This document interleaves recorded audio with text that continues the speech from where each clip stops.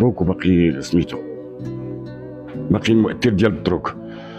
المهم الطفل عانى تكرفس مزيان وكيديرها وتيكمع، ودي فوا البسيشيك ديالو يعني متاثر، دي فوا تيضرب بيديه استاذ يوسف، تيضرب بيديك وتيقول انا راجل قولبوني، انا راجل قولبوني، اش درت ليهم؟ وتنهار بالبكاء. بكينا حنا كاملين فعلا.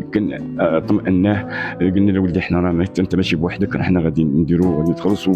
حتى دابا الان كيدير فيك تيبان لك راه باقي مقلوب.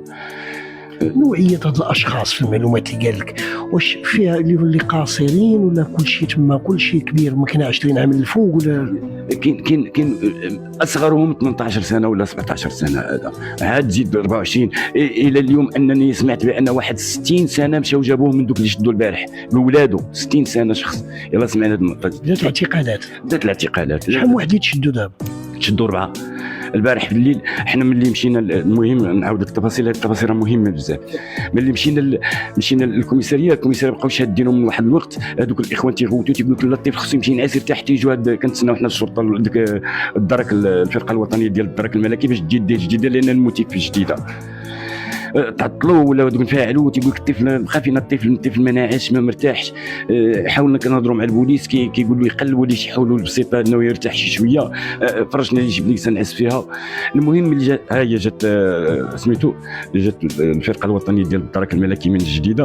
اول حاجه طلبنا لهم هي الراحه البيولوجيه ديال الطفل. هزوه دو، حنا ما داوناش معاهم لان ممنوع ندو معاهم. حنا طمأنا الام، قلنا حنا نحيي ليك دابا.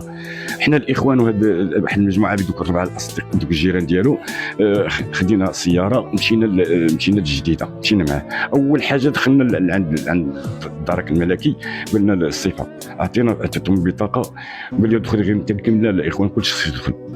دخلنا فعلا، استقبلونا مزيان. قلنا الطفل ها هو، كنستمعوا ليه، قال لنا خصكم تستمعوا، حنا قلنا لكم خصو يرتاح. حنا بعدا كنا السي يوسف مجرد ما وقفنا قدام داكشي، حتى ديك الاخت اللي باقي في المؤثر ديال الدروك